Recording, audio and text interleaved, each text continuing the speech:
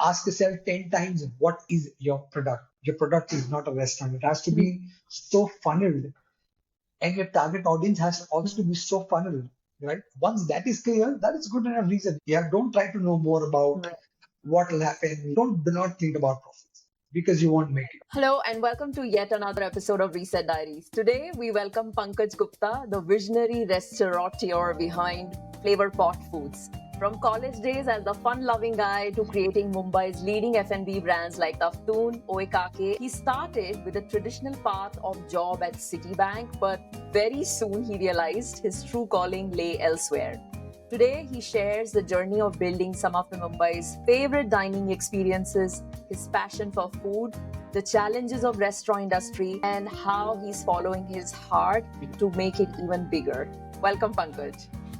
Thank you, Astha. Good to be here. So, Pankaj, I want to hear from you more about your first restaurant. How did that happen? It was nice. Thanks. That was quite an introduction. Yeah, Citibank was a 3-day affair. I think that is the shortest stint anyone has done. I think in Citibank, like, shortest. Like didn't even join the offer. It was induction and out.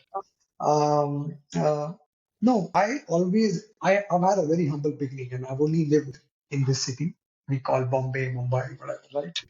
And food since a very young age, as has hit me differently. It is just not filling your stomach and surviving. It's just like from a very young age I realized this thing unites. The act of eating, sitting together unites. If ever the world goes to a war, I think food is something that will be the common ground. So we like each other's food. Let's call it peace. That is how I understand food. So when college happened, all of us went the rat race of getting jobs, isn't it? Like in your last year. Yeah. So even I Yep. enrolled myself and got a job, and they're like, oh my God, what am I doing? I always wanted to be around food. Honestly, being a restaurateur was never in my head. I just know in some capacity I'll be around surrounded with food. So what happened? I dropped that, and then I thought, what is that one thing I really want to bring to Bombay? Then I realized I'd been to Amritsar a few years back before even joining college, and I realized, let's go back to Amritsar because that is I connected. I think my journey in this industry has been all connection. Like some place, some food, some people I connect to, and then I'll chase that. I'll just bring that out and probably monetize that. So I went to Amritsar and did that entire food journey again, the kulcha, then chole, and then basically the real Punjab, the real Amritsar.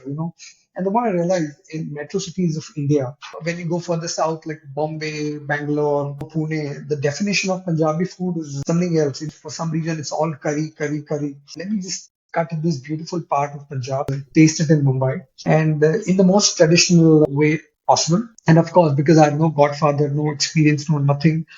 So I spent some time in Amritsar and then, got a team of chefs, Tate, these traditional people who are ustads, who've never had any exposure to organized, structured kitchen setup. And then that was my exposure. Like, okay, I'm getting introduced to the F&B and to a very desi style kitchen. And then I bring these guys. I want to do a small stall of 200 square feet.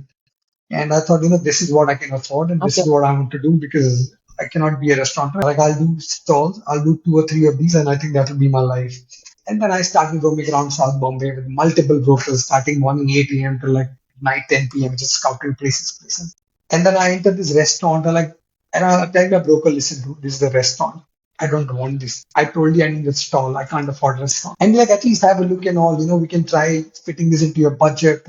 I'm like, okay. And that's how the first restaurant ever happened. That is Oikake Fort. And yeah, I mean, there you go. Like I said, I didn't want to be a restaurateur, and I accidentally happened to be a restaurateur. And of course, no knowledge. So I did a very traditional kitchen setup in there, like getting the fridge from my house, a spare one, all second and third and fourth hand equipments, right? And I set up that kitchen, and of course, there was suicidal. You don't do kitchens like that.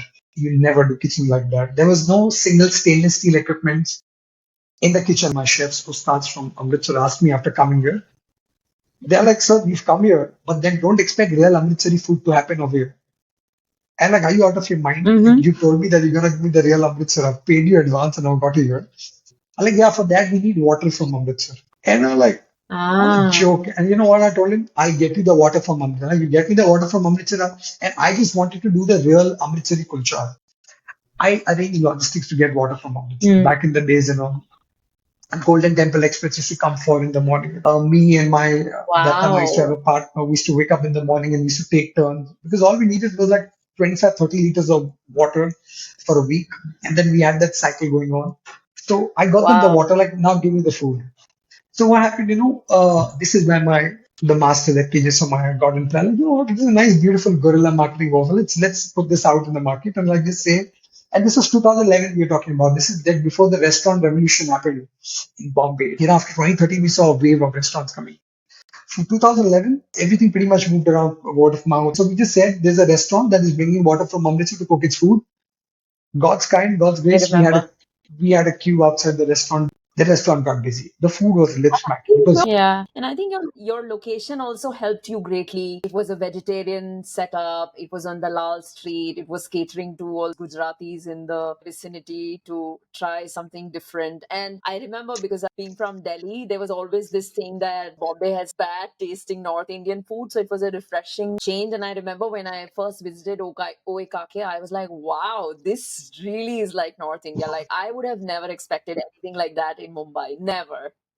yeah, exactly. And so what happened? The restaurant was busy, and the kitchen literally collapsed in a week's time. Because you know what? I told you it's a traditional ghar ka setup. That kitchen could not take full-fledged restaurant. So one evening the restaurant was so busy and the orders weren't coming out because everything in the kitchen was collapsing. The refrigerator, the gas, and everything. I just did a hoax call saying, hey, you know what? There's a gas leakage in the kitchen. We cannot serve you. The restaurant needs to be vacated immediately. We did that. Then I shut the restaurant for like a week's time. Got a professional on board. I learned everything, how to design a kitchen right. And then I opened it again. And like, okay, I like, you know what? As simple as it looks, I knew at that time this industry is gonna throw so many challenges, so many twisted balls at me, and I just have to keep mitigating them in the course. And Okay. Oh, was there a time when you felt what have I put myself into? Or it's like, okay, now I'm in there, I'll go all in and face whatever comes my way. yeah, I felt that for 2 years because I made zero money, right? For 2 years, there was no money. I was just losing money, right? Despite the restaurant doing well, right? I was just losing money. That is restaurant. And that is Right. restaurant point blank. You can do well, but you still keep losing money, right? The journey from top line to True. bottom line was not very savory or fascinating to see. And then so many times, and especially at that time, when your friends are working, progressing in life, seeing jobs and Yeah. promotions and traveling and all that. My goodness, have I gone back in time and what am I doing? But I knew, I had a But product. I had a product, and the product was super solid. And I like, you know what, I'll take my chances and I'll stick with this, and things will turn around. And right. eventually, it did. So you had that unwavering faith on your product, your offering that if not now, but it will give me returns in due course of time. Yeah, it was the product, and I'll tell you, it was when you dive in something without knowing the depth, you are the bravest. I think the bravest me was in 2011. I keep telling every time I open a Hmm. new restaurant, I tell them just be as brave as you were in 2011. At that time, I did not True. know the depth of nothing. I just dived in there. And I had one thing, I had a product, Right. I had passion for it. I knew I'm in hospitality. I'll Right. give whatever. I'll open myself. I'll just lay a red carpet for every single person who enters this place. And just with that thought, I kept going. And, one fine day, there was some profit we saw. Yeah. My goodness, we just made 50,000 rupees. I'm like, wow. Yeah, I can remember, I Wow. still remember that day. Yeah, I like money has been made. I'm like, okay, life will be good from here on. Yeah, that was Amazing. first restaurant, 2011. I can imagine that day when you would have seen that success. But I have spoken to you before, and you have been very passionate, especially in terms of talking about Indian food and presenting it in its authentic form. So let's talk about that. And I want to understand from you that what do you think is largely going wrong when it comes to the representation of Indian cuisine? What's Hmm. going wrong, and what's your vision? Let's tackle it in this way. So, um, I think I'll just talk about Indian cuisine in general, right? And eventually, after Vikake just got so obsessed about Indian food, so obsessed about it, I started reading. I'm like, you know what? I need to be a food historian. I need to know what we eat and why we eat and how we eat. And because anything that we eat has certain influence, like some hundreds of years back, something must have happened. And that's why we eat what we eat. Hmm. Like the reason North of India is a bread dominated, and if you see South of India, it's a very rice dominated eating culture over there. And there are reasons to it, and then I just got obsessed about those reasons. So talking about Indian food, when I started traveling outside India, and then how like you go to UK. You go to Europe and you say Indian food, yeah, curry house, spicy curry. Like, my God, you don't even eat that in the house. I don't know what curry are you talking about. I'm like, you know what? This is very wrong representation of Indian food. And I think True. India in itself is like to 100 countries, with different food. I think there is no place like India. Then Absolutely. there's like every 100 kilometers, entire cuisine changes. And then you know what? Why isn't the world seeing this? And why are we restrained to be perceived as a curry house that does chicken tikka masala and butter chicken, Yeah. which is, I'm sorry, doesn't even happen in our houses, right? My mother has never cooked it, right?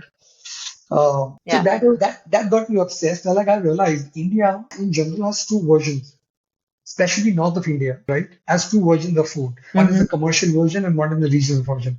Commercial version is your Mm-hmm. chicken tikka masala butter chicken. And with all due respect, I love that. But is that the real representation of Yeah. north of India? A big no, it's not. So I thought, I Yeah. think it's time we'll do things slowly. We'll curate, we'll create concepts that focuses on each region of this country. And we'll take time and we'll do it right. It is going to be disruptive. I chose that journey intentionally. Of course, there's a backfire first year, but eventually people like for example, Mm-hmm. litti chokha. I think litti chokha is pride of north of India, man. Let's Yeah. take it out to the world, and we took it out to Taftoon. And it's one of the top selling Okay. items, and you see how people eat it. You see how Koreans and Japanese eat it, and this is the most traditional real north of India. That is like one of thousand dishes, that comes from that region. And my journey in this industry now is about showing India in its true element, in its most regional element. I can even say most authentic element. But then again, I stay away from that word called authentic, because authentic is it's so subjective to someone's palate. Like, I call it regional. Yeah, so pretty much that is my understanding about Indian food. So I'll just to break the flow. So Pankaj, can you? We know that you own three restaurants, three chain of restaurants. Can you quickly tell me what are the specialities of these restaurants? Circa is a cocktail bar with no rule tapas style cooking in Bombay. I love historical Bombay, so I call it circa 1960. Hey, Sarka. It's like, I gave an ode to one particular year, 1960. A lot of beautiful things happened in Bombay. Like, Bombay was formed in 1960. Bombay became the capital of Maharashtra in 1960. The rock revolution happened. The first Indian airline flight to go outside India was 1960. So I'm like, you know what? And of course, the jazz culture I think people are much cooler than us back in 1960, and then the way they partied and the way they enjoyed their drinks. So it's an attempt to live that era, and hence Circa 1960 happened. It's our latest venture that happened last year in August. Nice. Tool is basically, how do we knock out entire north of India in one concept, because I didn't have the bandwidth and financial capacity to like five different concepts. Like, let's do Kashmiri, let's do Lucknow, Mm-hmm. let's do Bengali, let's do under one concept, let's nail the entire north of India. We trace this road called GT Road. It's also called the National Highway 1 of India. Starts from Kabul Mm-hmm. and then ends in Bangladesh, Chittagong. Mm-hmm. And in its journey, it actually encompasses Pakistan, India, and Bangladesh. So it's a story of the four countries, which is undivided India pretty much. And a lot of what we eat in North India actually flows from west to the east. GT Road is also the road, Granton Road is also the road where dhaba culture came out. Whatever fell on the GT road and across GT road, it's kept influencing the food, because that's how food travels. Like, travelers bring in food and culture and gets adapted and then travels further, right? So I thought, I'm gonna do a concept called on the Granted Road, and I'll encompass Afghanistan, Kashmir, and then UP, and then Bengal. Is north of India. We have so many different types of bread. One of the first breads actually that came to this side of the world was taftan. From it came from Iran, and Persian conquerors, they bought it here, Okay. and then I thought, okay, you know what, I'm going to call this concept Taftoon. Taftoon is another dialect for Taftan, and that's how entire north of India's food happened in Oh, one concept. interesting. Wow, I can talk. And how has been the response? I'm sure there'll be guests in your restaurant who would be eating, for example, litti chokha for the first time. It's I can't put in words, the spark on their eyes, and like I said, first year wasn't great with this with Taftoon, because a lot of people, because I would say 90% of the dishes on Taftoon were like regional, right? It was like litti chokha, it was like a golando steamer curry. It was like an aloo Mm. posto, and then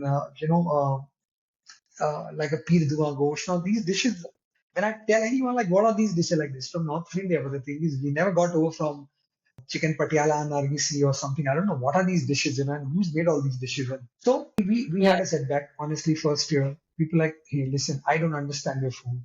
And then we of course we Okay. trained the team in a certain way, just saying, listen, this is not about selling food. Right. It's about educating first. And as offensive as some people might be, like, hey, listen, you don't educate me about North Indian food. Just be very calm with your tone and just order for them and just tell them if you don't like it, just don't pay. It's on us. And that was first full year. Right. But eventually, the word of mouth, I'll tell you, this industry, when word of mouth goes out, there's nothing stopping you. And life has been great Right. since COVID. This is 7 years now. Wow. Wow. And you are quite spot on. Like even I have to explain to my friends in Singapore that the food that is served in the restaurants is not what we cook at home. And you are also spot on in saying that there are two large kind of Indian food representation. One is the typical chicken tikka, butter chicken, and all of that, and the other is the South Indian, and that's it. These are the two broad categories, and somewhere the regional food is just lost. And it's great that you are, bringing it back. And I see a lot of other restaurants in India are now opening up, bringing up the regional cuisine back. So, as that fraternity, do you guys have any kind of vision towards it, or it's still very fragmented at this stage? It is still very fragmented. One of the reasons is, what it requires a lot of passion, to do. I'm not saying I am passionate about what I do and I love it, but being category killers of just doing region specific food, it's not easy, right? And especially in today's time, Right. when the rentals have skyrocketed in this, nothing in this, honestly, the F&B in metro cities of Bombay are not making sense, right? So Right. it's the risk has gone up just to do region specific food, right? And hence people always stick to the regular multi cuisine, give them a little Yeah. bit of everything, and so that economically it makes sense, right? But Mm. yeah, having said that, there are people in the industry that are here doing region specific food, and like you rightly said, India people think is North India, South India, and then where is the Seven Sisters? And their food is fantastic, and then the Central India, the Madhya Pradesh and Gujarat and Rajasthan and Orissa, these food are phenomenal, and I think eventually someone will do it. I will 100% do it, but it's more Mhm. the merrier because the journey here is about educating and showing the world the real India. And there is so much food yet to be seen for the world. So there are concerted efforts by some F&B players, in showcasing the real India. Yeah. So the progression is slow, but it is there. I can see a great momentum in that area. Okay. So coming to challenges, I know that we all often have a friend or maybe many friends who would speak about opening a restaurant. Like at one point in life, everybody thinks that I want to open a restaurant or a cafe. So what would be your advice to them? You can be as brutal as you want to. No, I will be brutal. You know what? Here, I have a problem. This is such a disrespected industry. My goodness, I'm telling you, restaurateurs are the most disrespected people. Everyone People thinks think that it's, oh my freaking Lord. They just think, hey, Pankaj, I have decided I'm going to retire and open a restaurant. And I just keep looking at them like, I don't know what to tell you right now. yes. You want to retire and open a restaurant. Do you realize that you will never be as exhausted ever in life, if you open a restaurant? And then I tell them, do you think it's really that easy that we do? You think I'm retired and I'm doing a restaurant? And then, yeah, you're right. I meet a lot of people every week, friends, their cousins, they're like, hey, Pankaj, he or she wants to open a restaurant, and I give them time. And then I ask them one simple question: why do you want to open a restaurant, right? And of course, they have like they're ready with their answers, right? And they're like, yeah, it was always a passion. I wanted to do restaurant, blah blah, and all of that. In 10 minutes of hearing, I'll ask them again, okay, why do you want to open a restaurant? And then they're like, shut after that. I'm like, listen, it is a very capital intensive market. It is going to require 16, 18 hours of your work, at least to begin with, So if you think 8, 10, 11, 12 hours, the problem is, since this entire social media revolution has happened, right, the number of people who want to open a restaurant have gone up. Because they see the glamorous side, and that's what we show. If you see our marketing, we show the glamorous side of restauranting. But once you see the back end of restauranting, you would never want to get into a restaurant, right? But anyways, the daredevil one, the passionate one, you still want to make it. I would tell them, first, very important, just know your product. Ask yourself 10 times, what is your product? Your product is not a restaurant. It has to be so funneled and your target audience has also to be so funnel, right? Once that is clear, that is good enough reason, dive in there. Yeah, don't try to know more about Right. what will happen, losses and profit. Do not think about profits because you won't make it. You can be the outlier on the graph. You'll make profit, but you have no idea. Like, for example, I mean, all my restaurant friends would agree. Like a year worth of profit, a good year where you made a lot of profit, and a subsequent year, 2 months of loss, that will nullify all your 1 year of profit. So it is so vulnerable. It is so sensitive, That much. right? It is 2 months is enough to wash out a month of a year long profit. And all my restaurant friends would agree to this. And anyone who owns a restaurant will agree to this, right? It's that sensitive. So no, one thing Wow. once you're in, you go 100% in. This cannot be a part-time gig for you. And if it's a part-time gig for you, you're doing well, I would like to intern under you and show me how do you do this because it's never been a part-time gig for me. Even now, after being 13 and a half years in the industry, I still work 14 hours, Right. 15 hours, right? And then this is how you always wired. So I would just say know your product, know your target audience, have a backup. I have a good financial backup, right? Have a plan A, have a plan B, and have a plan C, right? You have a backup of backup straight because it's a capital intensive market.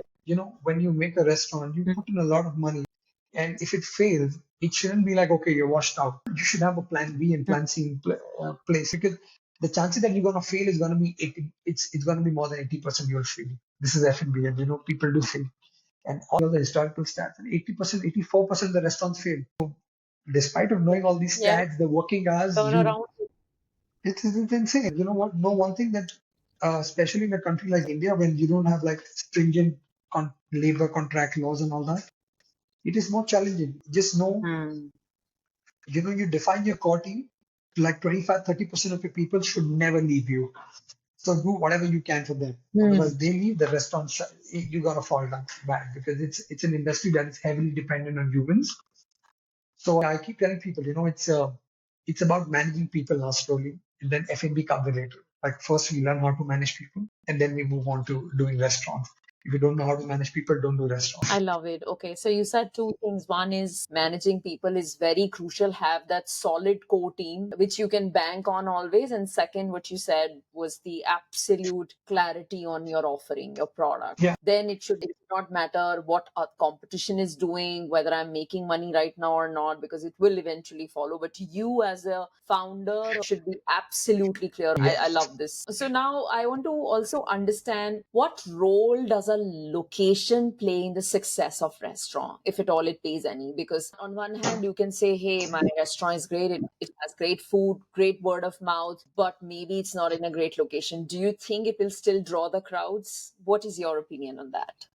Location was a very significant aspect of opening a restaurant, at least back in the days, because we didn't have social media, Google Maps, and all of that, right? So you need to be on the high street, you need to be visible, you need to know like, hey, there's a place. Like when you're driving, you should be seen, right? Eventually, it has gone down because once now a place goes viral, and because of social media, it's so simple, and you can be in one of the corners of the city and you can still go viral, right? So every year, its significance is going down. But everything said that it will still impact your business in a big way. So there are like certain pockets that you don't want to do restaurant, right? But Yeah. then let me put it this way: being visible is not a criteria right now. You can just be in any decent location. You can be Okay. inside of some decent location. You don't have to be visible. Once you go viral, once your people know about you, they will come and they'll find you and they like the product, they will queue outside and they'll get inside. So as the year progresses, I think as we progress in time, the significance of location is going down, but it is still there. It is still a very important On a factor. broader level. On a broader level, it is still an important factor, especially when you want to match your product to a certain kind of target audience. For example, Right. if your product is a premium product, you will make sure you are stationed around a premium set of crowd, right? So in that sense, it Right. will always play a significant role. But if and I keep telling you, like you can easily be an outlier on this graph, and only one thing will make you, that is a Right. product. Okay.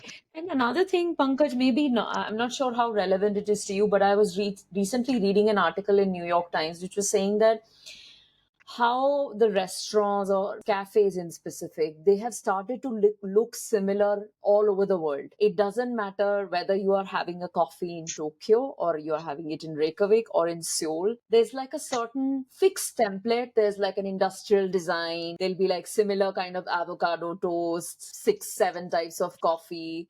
So the vibe is quite similar. So I want to ask you, when it comes to the interior or the designing, how does the ambience should speak to your customers? Do you pay attention to that, that my restaurant should not look similar to anything which is already existing? What's your thought around the similarities that we see across the world now? You rightly said, yes. There are like, especially last, I would say 4 or 5 years, if you see, Yep. all the restaurants and Yep. cafes around the world, it's beginning to look very similar. Just go into Pinterest and just say, Yes. "Can remember this." There you go. There is so much readily available. So anyone can open a restaurant today because, you can get like 2,000 menu templates. Like AI coming in place. Oh my God, it's even got easier. Literally, just tell AI what you want, and AI is going to design everything for you. And then, Yeah. so Yeah. you will see. One of the reasons restaurateurs are doing that, these are the new age restaurateurs. Doing that is A, saves time and money. B, it's familiarity. Customers, something very familiar, right? The task of communicating with them is reduced, right? They know, like for example, if I see a wicker basket lamp and the beige color in a restaurant and cafe, which is pretty much the vibe and avocado on toast, I exactly know what this place is. That means that I know Yes. what Yes. I'm signing in for. I know there's gonna be pancake on menu. I'm sure there's gonna be some stupid smoke coming out of some stupid thing, and then so what it does is it takes down the effort of communicating with the guest, and you are exposing the guest to a familiar surrounding. And also missing that element of surprise that the dish comes and you're like, wow, I could have never thought that, this could be represented in this way, which you get rarely these days. Yeah, I'm telling you, the originality is missing, and also because the cost of opening a restaurant are getting so higher, so it's like or to the roof, right? So people are taking shortcuts, right? And that's why you see so many familiar, and also in order to reduce the cost of opening a restaurant, people are taking the ready-made templates, and that's why you see so much familiarity, across restaurants. By everything said, that Yeah. you'll always be able to identify an outlier. Like you will say, like, okay, this is an original. I haven't seen something like that. And the question I think you gotta ask yourself, if are you trying to create a brand over here, or are you just trying to open a restaurant? We just want to cash out and just live happily. Like, if you want to create a brand out here, and then you have to create an original product because it's going to be a fad in 2 years if you do familiar stuff. 1 year, 2 year, 3 years Yeah. max, and Yeah. 4 years you'll fall down. And if you want to make a Yeah. brand, from brand like should be benefits for 15, 20 years, right? For that, you need to True. constantly keep updating who you are, why you are, what you are. Right. Okay. And since you talk about AI, I want to ask you, what's your opinion on the usage of technology or the platforms in the restaurants? Or are you still old school? What's your take on that? One thing I'm not as old school, right? One the reason I think I think we are doing decent, we are doing good in life is because I'm very spot on adapting to things. For example, my entire team is actually run by Gen Zs. These people are gonna shape the future of F&B. I'm a big supporter of AI. Yeah. I think it will take the cost of operation, especially on the marketing and communication front, considerably Mm-hmm. down. And as technology progresses, I think it will also be a huge contributor in running kitchen operations and your front of house operations. Like for example, some restaurants in Canada have these AI cameras. They do a quality check. It's being fed in with all the recipes. So if something goes wrong, it just beeps around. It's that crazy, right? With Indian food and all, of course, Mm-hmm. it's gonna take a lot, much more time. But the fact that it's come in the West, eventually it will actually, as the progressive improvises, we will have AI in daily operations as well. So yeah, I'm hooting Right. for it. Okay. Okay, we are almost towards the end, Pankaj. Since we were talking about marketing, I want to ask you, what role do you think these platforms like Google reviews, Zomato, Swiggy play in attracting customers? Because I was just reading a statistics that the restaurant review sites are the most important places where customers turn in when they decide on whether to visit a new restaurant. I think these pretty much aggregators have disrupted this industry in a good way and also in a bad way to a certain extent. I think it's so Good. crucial. I want to hear bad way. Why do you say that it is in a bad way? I think it is spoiled the customers in a certain extent. right? Getting. I think discount is no more a privilege. It's. I think it's everyone's right today in F&B and all the customers. Thanks aggregators for all this. Before when you used to get Mhm. a discount, customers were like, hey, thank you so much, for the kindness. And now discount is a right. Now it's If you don't get a discount, then you are getting a review, and the review is not going to be savory. And then, this was not the case before. I've seen the pre-aggregated era of F&B, and I'm also seeing the post-aggregated era of F&B. Mhm. And fake reviews being such a problem. You can invest with aggregators, and you can jack up your ratings. And I'm not saying that aggregators do this, but there are agencies that do that. And it's not fair for restaurants that are actually good out there, right? But all that's been made possible Yeah. because of all these digital platforms. So that is a bad thing. Yeah. But everything said that, they encouraged the spending pattern so much at least in last decade. All these aggregators, right? Before, Mhm. I think eating out used to be like two, three, four times probably in a month, probably once a week. Now I think eating out is like four Yeah. times in a week. And then it's because of these aggregators, and the influx of restaurants have also increased. So they have contributed to the industry in Yeah. a massive way. We work very closely with all our aggregators. And All right. Since we were talking about marketing, I also want to understand what are some other marketing strategies which you have seen are effective for restaurants in growing their business. Is it like influencers? Because I was talking to some Gen Alpha, Gen Z kids last week, and they said, how they find out which restaurants to go to in a new country. TikTok. TikTok is the place. I know it's banned in India, but they say TikTok is the place where they discover, which they don't follow any blogs, any Instagram, any Google reviews. They follow TikTok. So what is your take on that, or what have you seen in India in your experience? I think primarily, long run, I think it's word of mouth. I think TikTok or any similar platform is good for acquisition, right? What happens after that Hmm. is, that marketing is totally different, right? So two aspects of it. Then acquisition is something else. To your door. Yeah, to Yeah. bring them to the door is a very different ball game as compared to doing a Bringing them sustainable again and again. doing a sustainable marketing plan. What we do is we keep up with the trends, and Hmm. for that you need people. I have everything in house, right, from the graphic designers and digital marketing team, and everything is in house, right? So, especially in India, there are so many festivals, right, and then just keep matching the energy of the city, right, wherever you are. Hmm. Every city will give you a certain kind of energy, right? Keep matching to those energy, you will be the talk of town. Right? The moment you lag behind that energy, you are gone out of the mind. And then, then you have to come up with a new plan of, how to revive yourself, how to tell them, hey, listen, we are still alive. So I just make sure we don't reach a Yeah. point that I have to tell my customers that we are still alive. Just make sure they know you're there, like you're there for perpetuity, right? Um, in that we do a lot of things, right from doing food festivals, chat shows at the restaurants, doing food workshops at the restaurants. These are just on ground activation, off ground activation constantly. F&B is no more about just cooking food and selling it to the customer. Trust me, it's not. I think it's majorly now behind how to ensure you keep up with the energy of the city. And that's what I would tell any restaurateur to do. The moment you vanish out of the head, and it's a little difficult comeback. Instagram Reels highly influence marketing over here, and of course, influencers as well. Combine the both influencers doing Reel, I think you have a sweet spot, and that's what you need. Okay. All right, love it. Yeah, Well, this was very, very insightful for me, Pankaj. Before we end, I want to ask you what's next for you? What are your next big plans? so we are doing more concepts around India. Like there is a fourth concept called Kerala Quarters. This is the first time on any official platform that I'm saying the name out loud. No one knows that I'm doing this. Okay. So it's called Kerala Quarters. There are a couple of more concepts coming up by end of next year. You will see that. And we are taking oikake everywhere in India now. So as we speak, we are opening one in Hyderabad, then Bangalore, and then Pune. This industry comes with their own. You see this hairline? That's good hair. This This industry takes a lot from you.